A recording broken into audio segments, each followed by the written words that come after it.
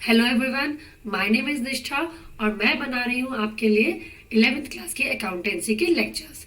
तो बच्चों, हमने किया है चैप्टर 18 शुरू, जो है financial statements of sole proprietorship. ठीक है, इससे पहले मैं 2 वीडियोस इस लेसन की अपलोड कर चुकी हूँ, जिसमें मैंने ट्रेडिंग अकाउंट बनाना सिखाया था और साथ में ट्रेडिंग अकाउंट के हमने कुछ क्वेश्चंस डिस्कस किए थे। ठीक है, तो आज हम करेंगे वो है प्रॉफिट एंड लॉस अकाउंट।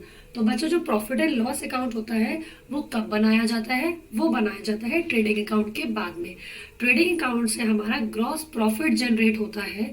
ठीक है, और प्रॉफिट एंड लॉस से हमारा क्या जनरेट होता है? नेट प्रॉफिट हमारा जनरेट होता है। ठीक है, अगर आप में से किसी भी बच्चे को ट्रेडिंग अकाउंट सीखना है बनाना, तो आप मेरी दूसरी वीडियो को वॉच कर सकते हैं, जो मैंने इससे पहले बनाई थी, वीडियो नंबर 1 और video number 2 of this lesson. ये है हमारा इस वीडियो का पार्ट 3। ठीक है, तो बच्चों, प्रॉफिट एंड लॉस क्यों बनाया जाता है? प्रॉफिट एंड लॉस स्टेटमेंट बनाया जाता है to ascertain the net profit of the business. हमारा नेट प्रॉफिट क्या है बिजनेस का, वो हमें प्रॉफिट एंड लॉस अकाउंट से पता चलता है। ठीक है, अभी प्रॉफिट एंड लॉस अकाउंट बनता कैसे है? तो प्रॉफिट एंड लॉस अकाउंट में बच्चे देखिए, सबसे पहले होती है हमारा जो नॉर्मल अकाउंट होता है, तो वही हमारा फॉर्मेट रहता है, जिसमें हम सबसे पहले टी बनाते हैं और साथ में हमारा 2 साइड्स बन जाती हैं, that is debit side and credit side. ठीक है, ये अकाउंट आप सभी को बनाना आता है। इसमें सबसे पहले जो हम लिखते हैं वो होता है particulars, then rupees, then again particulars and then rupees. ठीक है, तो ये हमारा बेसिक अकाउंट है, जैसे हमने ट्रेडिंग अकाउंट भी बनाया था। ठीक है, अब बच्चे देखिए, प्रॉफिट एंड लॉस में बेसिकली क्या होता है? प्रॉफिट एंड लॉस अकाउंट में डेबिट साइड पे आते हैं सारे हमारे losses and profit and loss account में हमारे आते हैं जितने भी एक्सपेंसेस एंड लॉसेस। सॉरी, ठीक है, और क्रेडिट साइड में हमारे आएंगे ऑल इनकम्स एंड गेन्स। देखिए बच्चे, जर्नल एंट्रीज बनाना आप सभी ने सीखा था। तो जो भी हमारी जर्नल एंट्री बनती है वो बेसिकली इस तरह से बनती है कि P&L account debit to rent, मतलब हमारा जो रेंट है वो एक्सपेंस है। ठीक है, हमने रेंट को कौन से अकाउंट में डेबिट कर दिया है? P&L अकाउंट में डेबिट कर दिया है। डेबिट साइड में हमारे आते हैं ऑल एक्सपेंसेस एंड लॉसेस। तो जितने भी हमारे एक्सपेंसेस हैं वो सारे यहाँ आ जाते हैं। ये हमारी जर्नल एंट्री बनती है। जब हम इसको अकाउंट में लिखते हैं तब हम P&L के डेबिट साइड पे सारे एक्सपेंसेस एंड लॉसेस लिख देते हैं। ठीक है, आई होप इतना आप सभी को क्लियर है कि हमारे जितने भी बिजनेस के एक्सपेंसेस होंगे, जो खर्चे होंगे, और हमारे बिजनेस के अगर कोई लॉसेस हैं, फॉर एग्जाम्पल हमारा कोई लॉस हो जाता है of goods due to fire, ठीक है, या फिर थेफ्ट से हो जाता है, या फिर हमारे जितने भी एक्सपेंसेस होते हैं, फॉर एग्जाम्पल हमने रेंट पे किया, सैलरी पे की, ठीक है, हमने इलेक्ट्रिसिटी पे किया, हमने हमने डिस्काउंट अलाउ किया। डिस्काउंट मतलब हमने अपने कस्टमर्स को डिस्काउंट दिया, तो वो हमारा एक तरह से लॉस हो गया, तो वो भी हमारा आएगा डेबिट साइड पे। उसके बाद हमने कमीशन पे किया, हमने इंटरेस्ट पे किया, ठीक है, इतने सारे एक्सपेंसेस हमारे हो जाते हैं बिजनेस में, वो सभी के सभी डेबिट साइड पे आएंगे। ठीक है, इसका एक फॉर्मेट है, फॉर्मेट में आप सभी के साथ शेयर कर देती हूँ। ठीक है, आप सभी अपनी स्क्रीन पर अब एक फॉर्मेट देख पा रहे होंगे। ठीक है, इसमें डेबिट साइड पे सबसे पहले देखिए, जो हमारा ट्रेडिंग अकाउंट से कैरी फॉरवर्ड होके आता है, अगर हमारा ट्रेडिंग अकाउंट में ग्रॉस लॉस है तो हमारा लॉस आ जाएगा यहाँ पे टू ग्रॉस लॉस। ठीक है, that is brought forward, brought down. और अगर हमारा प्रॉफिट रहेगा तो वो आ जाएगा by gross profit brought down from the trading account. ये जो बैलेंस आएगा हमारा, ये ट्रेडिंग अकाउंट से हम लोग कैरी फॉरवर्ड करेंगे। ठीक है, तो इसके बाद हमारे जितने भी एक्सपेंसेस रहेंगे, फॉर एग्जांपल सैलरीज है, रेंट है, इंटरेस्ट है, स्टेशनरी है, ऑफिस के जितने भी एक्सपेंसेस है, प्रिंटिंग है, जितने भी हमारे ऑफिस एक्सपेंसेस है, वो सभी के सभी हमारे डेबिट साइड पे आ जाएंगे। तो इसी में हमारा टू पोस्टेज एंड टेलीग्राम आ जाता है, टू लीगल चार्जेस है, मतलब मान लो हमारे अगर कोई इलीगल केसेस है उसके लिए जितने भी हम चार्जेस पे कर रहे हैं वो हमारे एक्सपेंस हो जाएंगे। देन टेलीफोन है, टेलीफोन चार्जेस है, ठीक है। रिपेयर्स हैं आपके, किसी तरह के रिपेयर्स आ जाएंगे डेबिट साइड में। उसके बाद आप डेप्रिसिएशन, आपके जितने भी फिक्स्ड एसेट्स हैं उन पर हम डेप्रिसिएशन लगाएंगे, दैट इज आवर लॉस, तो वो आ जाएगा डेबिट साइड में। हमने अगर इंटरेस्ट पे किया है लोन पे, टू इंटरेस्ट ऑन लोन, किसी भी तरह का लोन इंटरेस्ट हो सकता है जो हम पे कर रहे हैं, that is our expense. To commission, मान लो हमने कमीशन पे करी है तो वो यहाँ पे आ जाएगा, ठीक है। तो जितने भी हमारे एक्सपेंसेस एंड लॉसेस हैं वो सभी के सभी यही आ जाएंगे। सन्ड्री एक्सपेंसेस, इलेक्ट्रिसिटी एक्सपेंसेस,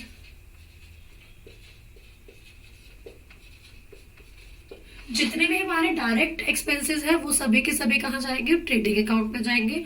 और जितने भी हमारे इनडायरेक्ट एक्सपेंसेस हैं, जितने हमारे ऑफिस के एक्सपेंसेस आ जाते हैं मैन्युफैक्चरिंग से हटके, जितने भी मैन्युफैक्चरिंग से रिलेटेड एक्सपेंसेस होते हैं वो होते हैं डायरेक्ट एक्सपेंसेस जो ट्रेडिंग अकाउंट में आते हैं। और ये हमारे P&L अकाउंट में जितने भी एक्सपेंसेस होते हैं वो होते हैं इनडायरेक्ट एक्सपेंसेस या आपके ऑफिस के जो एक्सपेंसेस हैं वो सभी के सभी, ठीक है। यहाँ पे आपने क्या किया, कैरिज आउटवर्ड जो हमारा सेल्स से रिलेटेड होता है, ठीक है। टू फ्रेट आउटवर्ड,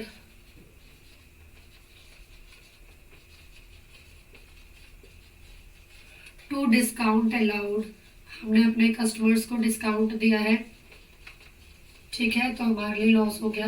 तो ये जितने भी एक्सपेंसेस हैं ये सारे के सारे हमारे, इसमें एक रह गया to bad debts. Bad debts क्या होता है, मान लीजिए हमारे कुछ डेटर्स हैं जिन्होंने हमें पैसे देने हैं, हमारे डेटर्स हैं उनको हमें पैसे देने हैं, तो वो हमारे पैसे नहीं दे पा रहे हैं, वो इंसॉल्वेंट हो गया है, वो या तो पैसे लेके भाग गया है, तो हमें पता है हमारे वो पैसे नहीं हमें मिलेंगे, तो वो हमारे बैड डेट्स हो गए, ठीक है। तो ये सारी जितने भी एंट्रीज आप देख रहे हैं, आप इधर टेबल में भी देख सकते हैं, ये जितनी भी एंट्रीज आप देख रहे हैं, जितने भी हमारे एक्सपेंसेस हैं ये सभी के सभी हमारे आएंगे P&L के डेबिट साइड में, ठीक है बच्चों। ये सभी के सभी इनडायरेक्ट एक्सपेंसेस है, इनका मैन्युफैक्चरिंग से या परचेजेस से किसी भी तरह का कोई लेना देना नहीं है। अगर इसमें कोई डाउट है तो आप प्लीज कमेंट सेक्शन में जरूर पूछिएगा। अब यहाँ अगर हम आते हैं तो यहाँ पे हमारे आएंगे जितने भी इनकम्स हैं और गेन्स हैं। तो जो हमारे इनकम्स हैं वो हो सकते हैं, मान लो हमें किसी तरह का कमीशन रिसीव हुआ है। अब आप बोलोगे कि मैम कमीशन आपने यहाँ भी लिखा है, कमीशन आपने यहाँ भी लिखा है, यहाँ हमने कमीशन पे किया है, यहाँ हमने कमीशन रिसीव किया है, तो बच्चों पता कैसे चलेगा कि कौन सा कमीशन है। आपको ट्रायल बैलेंस में ध्यान रखना है। जब आप ट्रायल बैलेंस देख रहे हैं तो अगर कमीशन का डेबिट बैलेंस है तो समझ जाएंगे कि आपने उसको पे किया है, और अगर कमीशन का क्रेडिट बैलेंस है तो आप समझ जाएंगे कि आपकी वो इनकम है और आपने उसको रिसीव किया है, ठीक है। आई होप इतनी चीज आपको क्लियर होगी, ठीक है। बाय कमीशन जो आपने रिसीव की है, तो बाय इंटरेस्ट जो आपने रिसीव किया है, हो सकता है आपने किसी को लोन दिया हो तो आपको उस पर इंटरेस्ट मिल रहा है, ठीक है। बाय डिस्काउंट रिसीव्ड, जब आप डिस्काउंट अलाउ कर रहे हैं, यहाँ पे हमने डिस्काउंट अलाउ किया है मतलब हमें लॉस हुआ, हमने कम में सेटलमेंट किया। यहाँ पे हमें डिस्काउंट रिसीव हो रहा है मतलब जब हम चीज खरीद रहे हैं तो हमें कम पैसा देना पड़ रहा है, हमें डिस्काउंट मिल रहा है, तो मतलब वो हमारा प्रॉफिट हो जाएगा, ठीक है। उसके बाद मान लीजिए कि हमारे जो बैड डेट्स थे, जो हमने मान लिया था कि वो हमें पैसे कभी नहीं मिलेंगे, हमने उनको बैड डेट्स करके राइट ऑफ कर दिया था डेटर्स में से। तो अब अगर वो कोइंसिडेंटली हमें वो वापस मिल जाता है, जो पेयर है जो डेटर है उसने हमें वापस पे कर दिया है, तो यहाँ वो हमारी इनकम हो जाएगी, तो that will be bad debts recovered, ठीक है। तो आई होप इतना आपको सबको समझ आ रहा है। इसमें हमारे इंटरेस्ट रिसीव्ड हो गया, ठीक है, कमीशन रिसीव्ड हो गया। अगर आपने कोई रेंट रिसीव किया है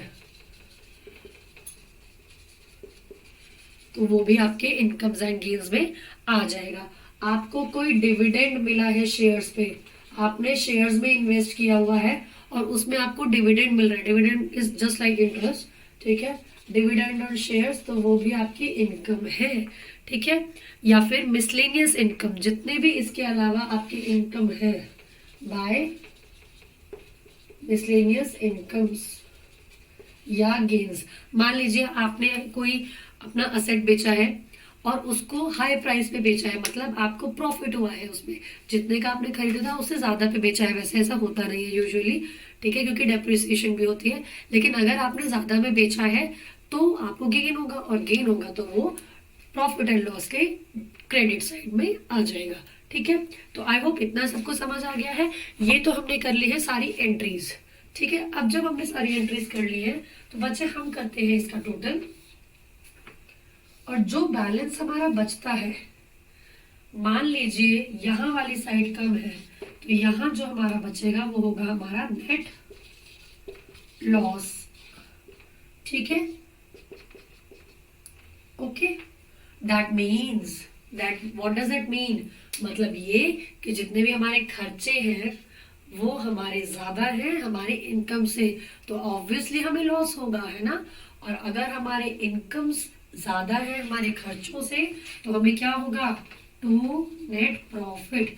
तो प्रॉफिट एंड लॉस स्टेटमेंट से हमें क्या एसरटेन होता है, नेट प्रॉफिट और नेट लॉस एसरटेन होता है अपने बिजनेस के लिए।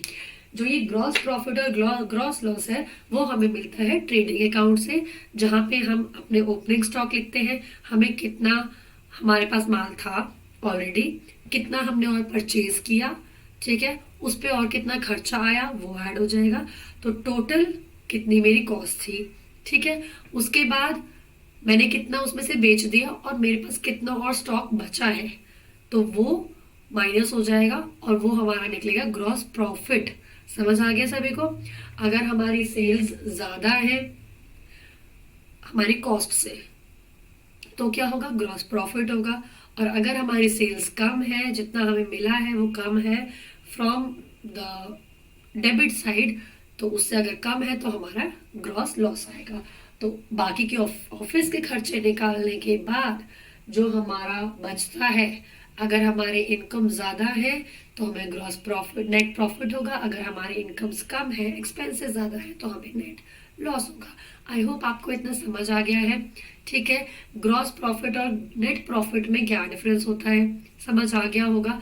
फिर भी नहीं आया हो तो प्लीज मुझे कमेंट सेक्शन में जरूर बताना, मैं थोड़ा आपको डिटेल में क्लियर कर दूंगी, ठीक है। तो जो आपने टेबल देखा था, यहाँ पे फॉर्मेट देखा था P&L अकाउंट का, वो पूरा का पूरा मैंने आपको यहाँ पे एक्सप्लेन कर दिया है। जब हम क्वेश्चन करेंगे तो हम ट्रेडिंग एंड P&L अकाउंट साथ में बनाएंगे, ऊपर ट्रेडिंग अकाउंट बनाएंगे, नीचे प्रॉफिट एंड लॉस अकाउंट बनाएंगे, ठीक है बच्चों। इसके बाद जो मैं आपसे डिस्कस करूंगी वो है प्रॉफिट एंड लॉस अकाउंट का और ट्रेडिंग अकाउंट का साथ में एक क्वेश्चन, ठीक है। तो आई होप इतना समझ आया होगा। Let's move on to the question now. है P&L अकाउंट बनाना। तो मेरे पास एक इलस्ट्रेशन है यहाँ पे, जो मेरी बुक में इलस्ट्रेशन नंबर 18 है। आप लोगों के सामने क्वेश्चन आपको दिख रहा होगा तो वो आप देख सकते हैं। एक बार क्वेश्चन देख लेते हैं। From the following information of a trader prepare his profit and loss account for the year ended 31 March 2018। तो इसमें सबसे पहले हमें दिया है बच्चों gross profit, discount received, commission received, fire insurance paid. आप सबके सामने क्वेश्चन है, आप देख लीजिए।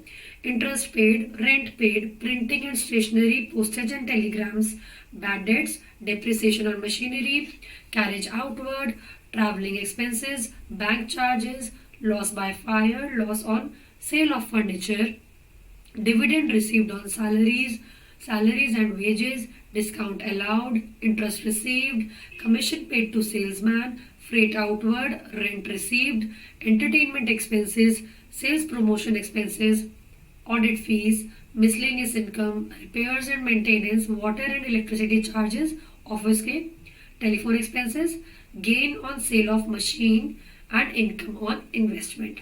तो ये सारी हमारी आइटम्स है इन द ट्रायल बैलेंस। हमें सिर्फ प्रॉफिट एंड लॉस अकाउंट बनाना है और कुछ भी नहीं बनाना, ठीक है। तो हम इसी फॉर्मेट से शुरू करेंगे। आप सबसे पहले ऊपर लिखेंगे profit and loss account, table बनाएंगे हमारा जो भी अकाउंट है, और हम सारी चीजें फटाफट एंटर करना शुरू करेंगे। सबसे पहले जो हमारा दिया हुआ है वो दिया हुआ है gross profit, that is 262,500, 262,500। Then discount received, ठीक है। डिस्काउंट हमें रिसीव हुआ है तो मतलब हमें प्रॉफिट हुआ है। तो क्योंकि डिस्काउंट रिसीव हुआ है तो वो कौन सी साइड में आएगा, डेबिट साइड, क्रेडिट साइड में आएगा। To discount received that is 17,000। Now commission received, अब हमें फिर से कमीशन रिसीव हुई है तो जितने भी हमारे इनकम्स एंड गेन्स हैं वो सब आ जाएंगे क्रेडिट साइड में। कितनी है कमीशन रिसीव्ड, 7,000, ठीक है। ओके, आफ्टर कमीशन रिसीव्ड हमें मिला है फायर इंश्योरेंस पेड। तो हमने फायर इंश्योरेंस जो है वो पे किया है, तो to fire insurance that is 6,000 rupees. उसके बाद है इंटरेस्ट पेड, हमने इंटरेस्ट पे किया है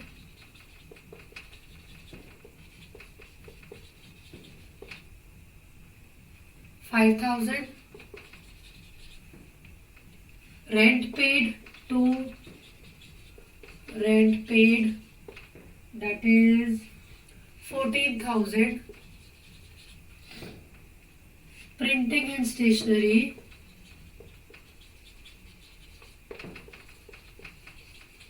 ये सारे हमारे एक्सपेंसेस हैं तो ये सभी के सभी कहाँ जाएंगे, डेबिट साइड में आ जाएंगे, ठीक है। After printing and stationery we have postage and to postage and telegrams,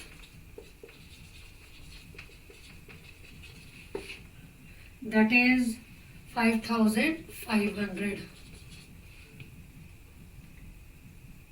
Next we have bad debts. Bad debts for that is debtors में, मतलब हमारे डेटर्स कम हुए हैं, हमारा बैड डेट हो गया है। जो हमारे डेट्स पे होने चाहिए थे, डेटर ने पे करना चाहिए था, वो अब नहीं कर रहा है। तो ये हमारे बैड डेट्स जो है कितना हो गया, that is 3250। Then we have depreciation on machinery, depreciation है मशीनरी पे, कितना रहेगा डेप्रिसिएशन ऑन मशीनरी, 5,000 की हमारे डेप्रिसिएशन हो गई। उसके बाद कैरेज आउटवर्ड, कैरी करने का खर्चा, आउटवर्ड मींस सेल्स से रिलेटेड, तो वो आएगा प्रॉफिट एंड लॉस अकाउंट में। टू कैरेज आउटवर्ड कितना है, 4,100। उसके बाद है हमारा ट्रैवलिंग एक्सपेंसेस, जितना भी हमारा ट्रैवल करने का खर्चा है,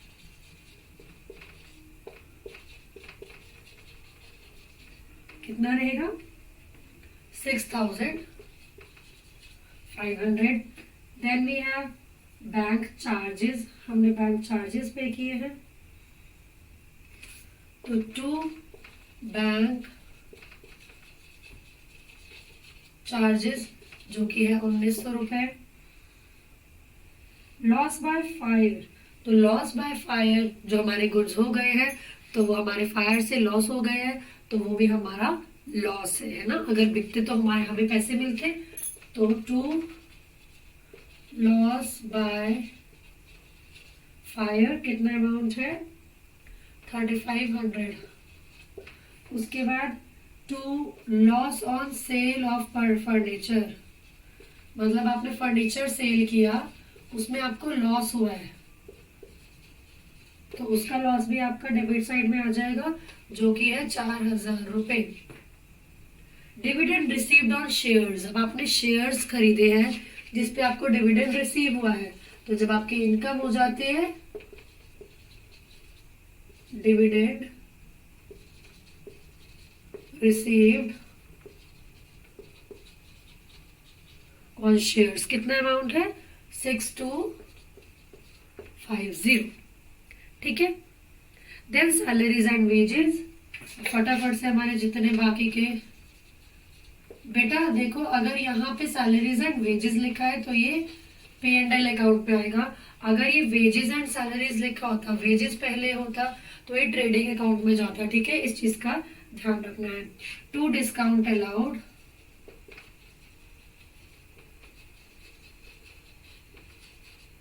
कहाँ जाएगा, डेबिट साइड में 3000। देन इंटरेस्ट रिसीव्ड, आपको इंटरेस्ट मिला है, by interest received, what is the amount, that is 2000। Commission paid to salesman, अब हमने कमीशन पे किया है, एक सेल्समैन है उसको, तो हमारा तो बच्चे एक्सपेंस हो गया ना। पेड टू सेल्समैन कितना है, 14000। फ्रेट आउटवर्ड, तो वही हमारा जो भाड़ा है सेल्स का, लाने ले जाने का, फ्रेट आउटवर्ड्स है 15000। देन रेंट रिसीव्ड, अब आपको मिला है रेंट, इनकम है, how much is the rent received, that is 12500। ठीक है, उसके बाद हमारे एंटरटेनमेंट एक्सपेंसेस है, एक्सपेंसेस बहुत सारे हैं ना, ये हम किस लिए कर रहे हैं, सिर्फ अपना नेट प्रॉफिट या नेट लॉस एसरटेन करने के लिए कर रहे हैं। तो हमारे एंटरटेनमेंट एक्सपेंसेस है 8000। उसके बाद मिसलेनियस इनकम है, और छोटी छोटी हमारी मिसलेनियस इनकम है, वो हमारी आ जाएगी क्रेडिट साइड में, जो कि है 12900। उससे पहले दो चीजें जो मेरी रह गई है वो है sales promotion expenses, to sales promotion expenses, जो कि है 4250। और इसी के बाद है मेरी ऑडिट फीस। ऑडिट फीस क्या होती है बच्चों, ऑडिट फीस होती है वो फीस जो हम ऑडिटर्स जो हमारे फॉर्म में आएंगे देखने के लिए कि भाई हमारे अकाउंट सही है या गलत है, तो हम उनको फीस पे करते हैं, that is the audit fees. तो ऑडिट फीस का जो खर्चा है वो है हमारा 8500। ठीक है, मिसलेनियस इनकम हम लिख चुके हैं ऑलरेडी।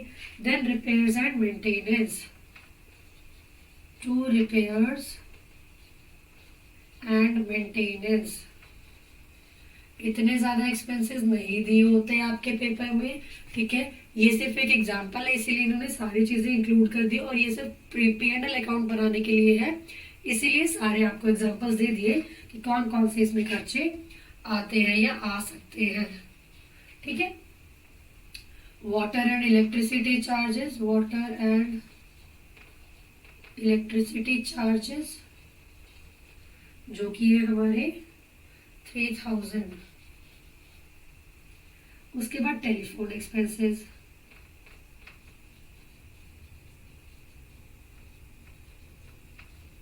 कितना है 6000। ठीक है, gain on sale of machine, अब हमें हुआ है गेन, प्रॉफिट हुआ है, किसका profit, on sale of machine, हमने मशीन बेची उसमें हमें प्रॉफिट हुआ, तो वो हमारा आ जाएगा क्रेडिट साइड में 600। आई होप किसी को कोई दिक्कत नहीं है, बहुत ही इजी चीज है। और लास्ट है हमारा बाय इनकम ऑन इन्वेस्टमेंट्स, हमने इन्वेस्टमेंट किए, वहां से हमें इनकम रिसीव हुई है जो कि है 11500। अब हमें क्या करना है बच्चे, अब हमें जो काम करना है वो है सबसे ज्यादा इजी, दैट इज टोटलिंग। मतलब हमें अपनी डेबिट साइड और क्रेडिट साइड सारी टोटल करनी है, जिसमें कि कोई गलती होनी नहीं चाहिए। आप लोग अगर एडिशन में गलती करेंगे आपका आंसर हो जाएगा रॉन्ग। ठीक है, तो सबसे पहले हम करते हैं क्रेडिट साइड को प्लस, तो मेरे पास सबसे पहले 262,500 जो है वो था क्या, ग्रॉस प्रॉफिट। ठीक है, उसके बाद 17,000, 7,000 plus 6,250 plus 2,000 plus 12,500 plus 12,900 plus 600 plus 11,500। ठीक है, तो ये हो गया 332,250, 332,250। अभी मैं इसको टोटल बैलेंस में नहीं लिख रही हूँ क्योंकि हमें नहीं पता कि ये वाला अमाउंट ज्यादा है या ये वाला अमाउंट ज्यादा है। वैसे तो यही होगा क्योंकि 2,62,000 ये एज इट इज सबसे बड़ा अमाउंट है जो यहाँ पे कहीं भी नहीं है। ठीक है, तो हम इसको लिख सकते हैं यहाँ पे टोटल करके 332,250। ठीक है, सभी को दिखाई दे रहा है, समझ आ रहा है? यस। नाउ आफ्टर दिस इसका टोटल भी हो जाएगा हमारा 332,250। अब पहले इसको टोटल कर लेते हैं। इसमें है सबसे पहले 6,000, ठीक है, plus 5,000 plus 5,000 plus 14,000 plus 7,500 plus 5,500 plus 3,250 plus 5,000 plus 4,100 plus 6,500 plus 1,900 plus 3,500 plus 4,000 plus 12,000 plus 3,000 plus 14,000 plus 15,000 sorry, then 8,000 plus 42,50 plus 8,500 plus 3,400 plus 3,000 plus 6,000। तो ये है हमारा 143,400। ठीक है, 143,400। अब इस अमाउंट को हम इसमें से माइनस कर लेंगे 332,250। तो जो हमारा नेट प्रॉफिट आया है वो है 188,850। टू नेट प्रॉफिट कितना है 188,850।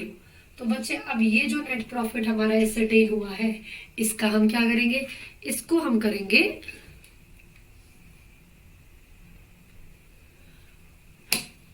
अपने कैपिटल में प्लस।